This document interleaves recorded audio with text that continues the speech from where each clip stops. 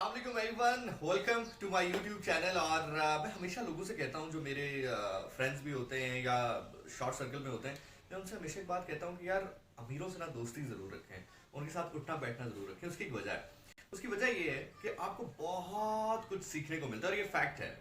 आप चाहे ये भी कहें कि जनाब कि पैसा आपके लिए ज़रूरी नहीं है, आप सादा ज़िंदगी गुजारना चाहते हैं, आप लग्जोरियस लाइफ गुजारना चाहते हैं, आप बिल्कुल गुजारें, कोई टेंशन वाली बात नहीं है। जो आप करना चाहते हैं वो करें। लेकिन जो अमीर लोग होते हैं ना, यानी कि जो ज़ाहरी तौर पर जिनके पास माल दौलत बहुत होता है, उनके साथ दोस्ती ज़रूर रखें। उसकी एक सबसे बड़ी वजह ये है कि आपको उनसे सीखने को बहुत कुछ मिलता है अगर आप उनको ऑब्जर्व करें। जैसे फॉर एग्जाम्पल, और हाँ, एक सबसे बड़ी बात ये भी होती है कि उनकी बात होती रहती है हमेशा। जैसे फॉर एग्जाम्पल, तलाक़ें देखें आपके पूरे पाकिस्तान में कितनी होती हैं, मेरे ख्याल से रोज़ हज़ारों तलाक़ें होती होंगी। आप ज़रा अपने ये गांव वाली साइड पे चले जाएं, कराची, मुल्तान, लाहौर पे छोड़ दें, ज़रा आप गांव वाली साइड पे चले जाएं, वहाँ पर तो बेचारी फीमेल तलाक लेती भी नहीं है, सोचती भी नहीं है। मतलब जो उनके खामद होते हैं गन्ने से मारते रहते हैं उनको, फिर भी अल्लाह माफ़ करे, बड़े बुरे हालात हैं वहाँ पे। बट बार कैप, आजकल देखें जो टॉक ऑफ द टाउन है वो है बिल गेट्स और उनकी जो वाइफ है उनकी डिवोर्स। ये टॉक ऑफ द टाउन बनी हुई है। आप चाहे ब्रिटिश मीडिया उठा लें, चाहे अमेरिकन मीडिया उठा लें, चाहे पाकिस्तान का मीडिया उठा लें, निदा यासिर का तो बस नहीं चल रहा है कि किसी तरह बिल गेट्स और उनकी वाइफ को अपने शो में बुला लें और उनसे पूछें कि क्या वजह हुई तलाक की, क्या ये आपको खर्चा नहीं देते थे, क्या ये आपसे प्यार नहीं करते थे, क्या आपने इनका व्हाट्सएप देख लिया था। बार कैप, हैविंग सेड दैट, मैं थोड़ा सा इसको लाइटर एंड पे रखते हुए जो बात मैं आप लोगों से करना चाहता हूँ वो ये है कि यार देखो, इंसान जो होता है ज़िंदगी में एक इर्तिका के मरहले से गुजरता है। वो जैसे जैसे डेवलप होता है, जैसे जैसे ज़िंदगी में आगे बढ़ता है, उसकी ख्वाहिशात चेंज होती हैं, उसके सोचने का अंदाज चेंज होता है। वो जो ज़िंदगी में करना चाहता है वो इरादे उसके चेंज होना शुरू हो जाते हैं।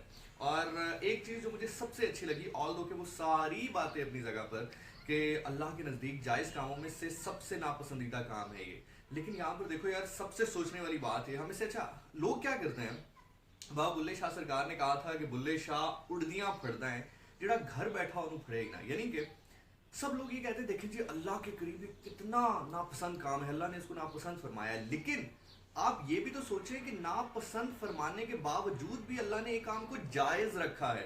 विच मीन कि अल्लाह ताला जो है वो आपको एक सेफ पैसे देना चाहते हैं कि अगर आप एक अब्यूजिव रिलेशन में चले गए हैं, आप एक गलत आदमी के मत्थे लग गए हैं, तो अपनी ज़िंदगी को कॉम्प्रोमाइज़ ना करें, आगे बढ़े, आगे का सोचे, मोहब्बत से राहें जुदा कर ले। ये बात मैं क्यों कह रहा हूँ, ये बात मैं इसलिए कह रहा हूँ क्योंकि जब ये वाकया मेरे सामने से गुजरा और वो तमाम तर जो ट्वीट्स मैंने बिल गेट्स की पढ़ी या उनकी वाइफ की पढ़ी, तो यार मुझे जेन्युइनली ऐसा लगा कि अल्लाह के नबी सल्लल्लाहु अलैहि वसल्लम की ज़िंदगी को हम लोग पढ़ रहे हैं या हम लोग जानते हैं, वो मेरा ख्याल से उसको पहचान गए हैं और उन्होंने अपना भी लिया है। क्योंकि मैंने एक जगह अल्लाह के नबी सल्लल्लाहु अलैहि वसल्लम की एक रिवायत पढ़ी थी कि जब आप अलग हों तो मोहब्बत से अलग हों, बल्कि एक जगह तो ये भी है कि तोहफे देकर अलग हों। तो बिल गेट्स की ट्वीट में जो सबसे एक खास बात मुझे लगी, जो उनकी अलहदगी, अच्छा एक मुझे ये समझ नहीं आती, अलहदा वो हुए हैं और सोग हमारे पूरे वतन में छाया हुआ है। I am not sure about it कि how it should be the related with our audience या जो हमारे मुल्क के लोग हैं। लेकिन हैविंग सेड दैट, जैसे मैंने कहा कि जब आप अमीर होते हैं या जब आप पब्लिक फिगर होते हैं तो आपकी छोटी छोटी चीज़ों पर मीडिया की नज़र होती है, लोगों की नज़र होती है। सो हैविंग सेड दैट, जो मुझे एक बहुत अच्छी बात लगी उनकी ट्वीट पे, उन्होंने कहा कि हमने 3 खूबसूरत और अच्छे बच्चों को परवान चढ़ाया, उनको बड़ा कर दिया। उसके अलावा हमने बहुत ज़्यादा अच्छा काम किया, अपनी फाउंडेशन का काम किया और वो फाउंडेशन का काम हम करते रहेंगे। और तीसरी जो मोस्ट इंपॉर्टेंट बात उस ट्वीट में समझने वाली थी, पहचानने वाली थी, वो ये थी कि बिल गेट्स ने कहा कि अब हमें ऐसा महसूस होने लग गया था कि हम एज अ पर्सन ग्रो नहीं कर रहे। अब ये एक बहुत बड़ा लेसन है, बहुत बड़ा सबक है उन तमाम लोगों के लिए भी जो कि टॉक्सिक रिलेशनशिप्स में, जो कि ग्रो नहीं कर पा रहे, चाहे फिर आप अपने करियर के हवाले से ग्रो ना कर पा रहे हों, चाहे फिर आप एज अ ह्यूमन ग्रो ना कर पा रहे हों, चाहे आप इंटेलेक्चुअल लेवल के तौर पे ग्रो ना कर पा रहे हों ड्यू टू दैट रिलेशन। अब ऐसा नहीं है कि आप ग्रो जो है वो अपनी गलती की वजह से नहीं कर पा रहे, आप सुबह 2-2 बजे तक सोते हैं, 3-3 बजे तक सोते हैं और आप जी मैं ग्रो नहीं कर पा रहा तो ये बीवी की गलती है, ऐसा नहीं है, या बीवी कहेगी खावन की गलती है।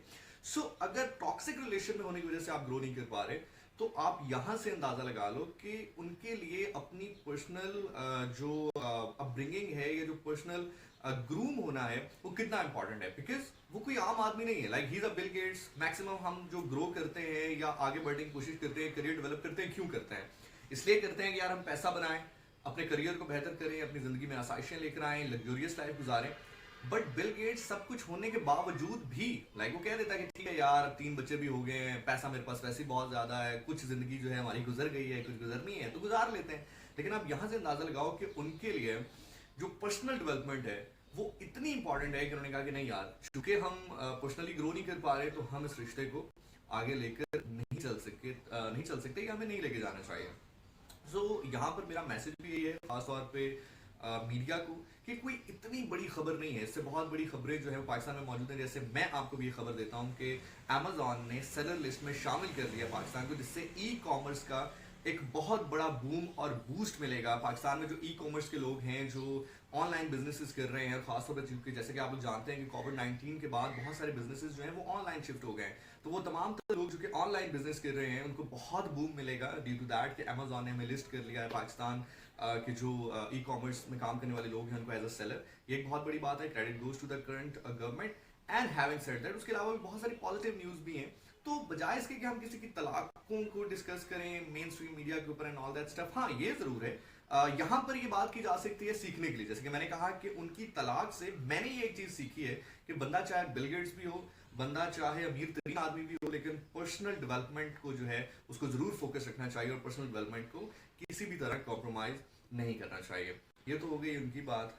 बट एक चीज यहाँ पर मैं बड़े दिल से कह रहा हूँ, और ये यकीन जाने ये वाकई ही मैं बड़ा सीरियस कह रहा हूँ कि खान साहब अगर आप थोड़ी सी हिम्मत करें, क्योंकि ये बरतानिया का कानून है और जो मगरब है उनका कानून है कि जब डाइवोर्स होती है उनके दरमियान, तो वो खावन के एसेट्स को, यानी कि जितना माल दौलत खावन के पास होता है उसको, और जितना माल दौलत बीवी के पास होता है उसको इकट्ठा करते हैं और आधा आधा दोनों को दे देते हैं।